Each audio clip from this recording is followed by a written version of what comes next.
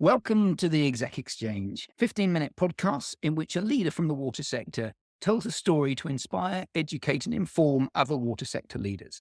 My name's Piers Clark and today I'm with Alex Plant, the Chief Executive of Scottish Water. Alex, wonderful to be with you. Good to be with you too, Piers.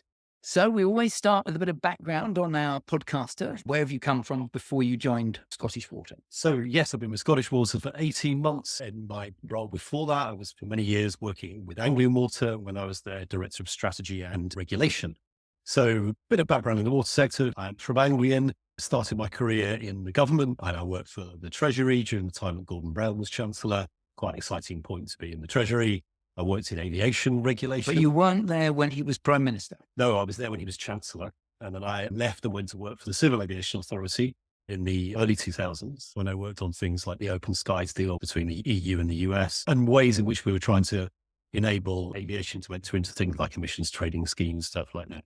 So a bit of flirtation with aviation for a bit of time working in Cambridgeshire, running a development corporation and then working for the county council there. And then after a short foray into Royal Mail, just after it was privatised, I kind of found my home in Anglian Water and then on to Scots. How long were you at Anglian?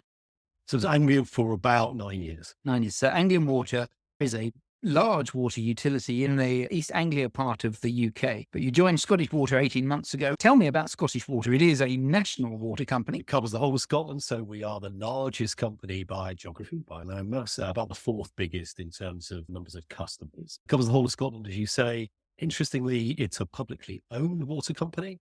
And the model in Scotland is different. So companies in England are privately held. In Northern Ireland, we have a company that is very much closer to the government itself.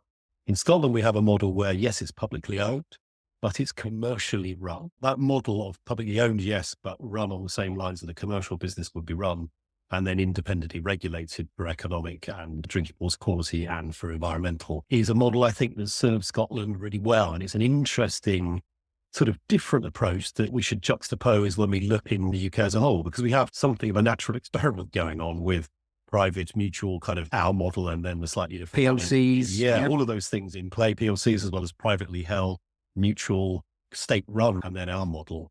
There's a lot that has allowed Scottish Water since its formation to improve its performance significantly for the benefit of customers and the environment. Well, the beauty is, of course, you've been in more than one company. So you do have an opinion. You're experienced. You may be biased because of your role, but actually it's an informed bias. To be really clear, it's not to say that I think that the private model is wrong or can't work. I think it absolutely can. I think there may be some changes to the structures in England that would help to improve the position going forward.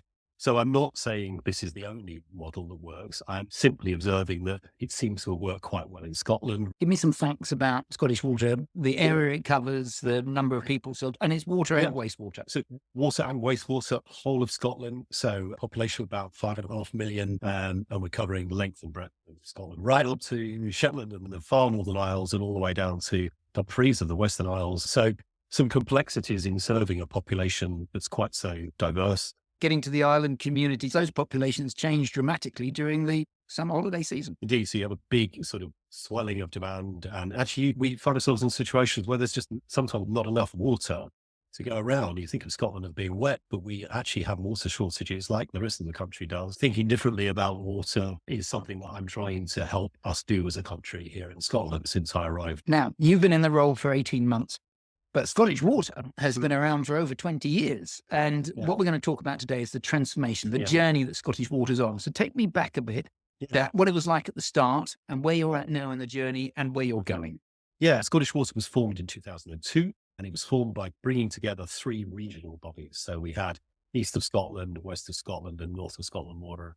And bringing together into a single entity was done partly to recognise the fact that there's always an inherent cross-subsidy in Scotland between essentially the more populous areas of the country and those more rural areas. Recognition of the benefit of that was what was done.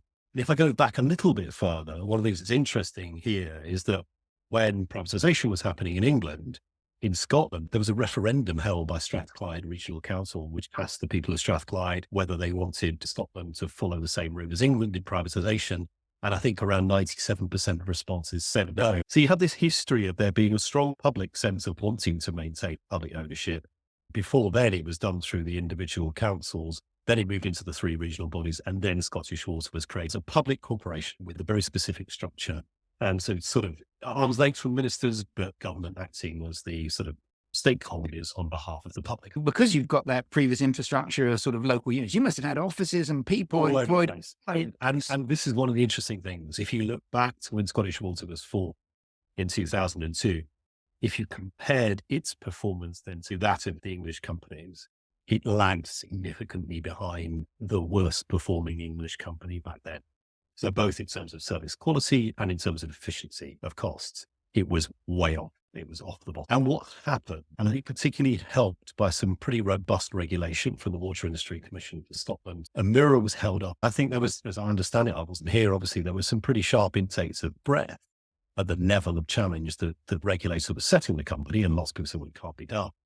But in the chief exec role and all the senior teams existed at the time, actually rolled up their sleeves and said, okay, we're up for this. And through a series of pretty significant transformations in the way the organization worked, has moved the company forward significantly. And there was a period of just taking some costs out, and some of which happened, of course, after privatization in the English companies, but it happened here too. The benchmark competition thing that the regulator was using was really powerful. And over time, Scottish Water is comfortably in the sort of top quartile of companies. It's a real positive transformation story delivered under a public sector ownership structure and with kind of pretty rigorous approaches to investing in transformation, taking the upfront cost, but seeing the benefits play through, which then actually add up to something where we have consistently top quartile performance, and we now stand up to scrutiny in terms of our cost efficiency as well. And when you look at things like customer satisfaction, we're comfortably the highest ranked company in the UK and up there in Scottish terms with all companies. So we are scoring really well on some of our core metrics around things like that. We are actually at the highest level we've ever been. Well done. Now, if someone's listening to this and they're running a utility in a different country, but they feel they're lagging and they hear this story, I know it was before your time, but are you able to say which of the transformations had the most impact in pulling you up? And were there any that you did things where you expected to be transformational, but actually it was a diversion? I think there are many, and I'm in some ways the least well-placed person to talk about some of this because going back into history. And so telling you the story from what I've understood from colleagues who've been here for longer, I think one of the really key things that drove a lot of this was actually bringing the customer into absolutely the heart of everything that the company was doing.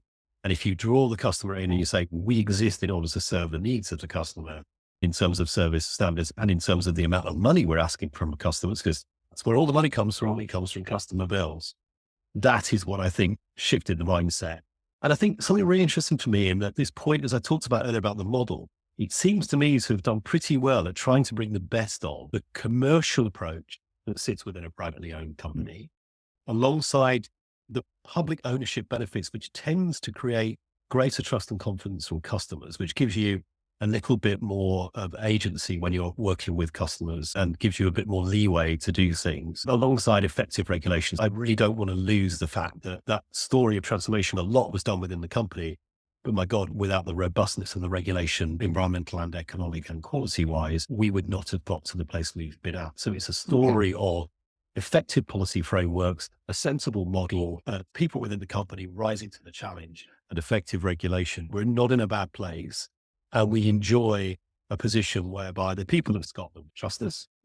Our economic, environmental and quality regulators want to work with us. And we have a government that's proud of us. How did the staff feel? Where would they see themselves on that spectrum of we're a commercial organization that needs to be cost effective and delivering cost savings versus we're environmental stewards and we're serving a public need and serving the environment? Where would they see themselves on that spectrum? I think my colleagues would recognize the point. We're always trying to balance those things. And ultimately, of course, we always ensure that we're meeting our regulatory requirements. And the really key data, things like environmental pollution, for instance, still some way to go, but we're in single figures. If you go back a few years, we were way higher. So there's been a real step change thinking about how you deploy technology. So that is driving cost efficiency and driving service standards. So two can often go hand in hand if you're willing to be open to changing the way you do things, focus on customer and the environment, and open up your minds to change. I think the other thing that Scottish Water has been really helped by has been the ability to work with other companies, and everyone gains from that sort of approach. And it's a two-way thing we share, obviously, as well as piggyback. So tell me about the future. You've 18 months into the role. You've now got your tenure. You want to be in a situation where in 15 years' time, people are saying, well, the Alex plan period was when the real change happened. What's going to come next? So, I mean, first of all, I inherited a really good position. My predecessor ran the company really well for many years. I was privileged, if you like, to come in with a good platform to start from. How do we now go further and just? What I've been talking about internally within the company is trying to empower our people more, trying to unlock the creativity that sits within the organization, free people up from the yoke of a heavy decision-making process that slows those things down. Externally, raising the profile of water in Scotland, getting people to think differently about it. There's a sort of sense that, it's abundant here. We don't need to worry about it because we're almost entirely not metered. So trying to raise the profile of water in Scotland and shift the way people think about it. We use way more water per capita in Scotland than in most of the rest of the UK, even in the northern parts of the UK. What's the figure? We think that we're on average about 20% more than the Wales average. Why? So partly because there's no monitoring of usage, I think is part of it. You pay through your council tax, it's a flat rate, there's no incentive. You don't know how much you're using. You have no signals that tell you to think about it other than some exhortation that has limited value. I think also because we live in Scotland, we think it rains all the time. It doesn't. East of Scotland's pretty dry and it's getting drier. So there's a sort of change in mindset. Part of my legacy, I think, will be hopefully trying to nudge that dial and seeing that demand reduction. I wish you the very best. Thank you. We always finish with an intriguing question to learn a little bit more about you. And I'd like to know, what do you owe your parents? Yeah, it's a great question. I have a complicated parent question because my parents split up when I was 5. So I have step parents on both sides. There are different things that came from both my mum and my dad, but also my stepmother and my stepfather. And they've all contributed in different ways. They've inculcated values in me that I think are really fundamental. And that's about fairness, honesty, being true to your word. And those are the things I take with me into the job. And I think it helps me also to try and form effective collaborations with others. And that's a real key feature of Scotland. We work really well together across government, regulators, companies, and that sort of recognizing there's a common goal, being honest and transparent about what you're trying to do, and then following through on it is part of what I've inherited from my parents. Having a leader of a utility that has absolute integrity, that is the dream. That's what you've got to have. You have been listening to the Exec Exchange with Piers Clark. My guest today has been Alex Plant, the Chief Executive at Scottish Water. We've been talking about the transformation of Scottish Water. Hope you enjoyed it. Join us next time. Thank you.